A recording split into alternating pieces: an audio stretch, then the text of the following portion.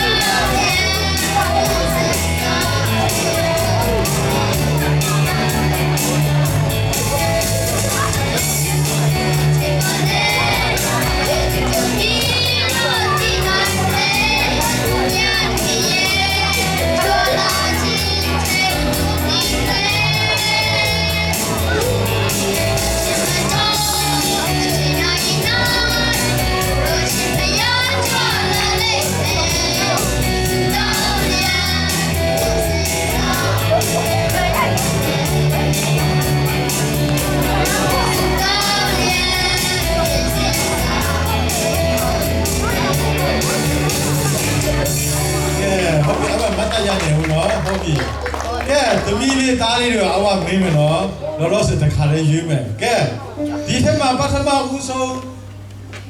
မင်းသွင်းနေကောင်းသလားထပ်ဝေထွန်းကောင်းသလား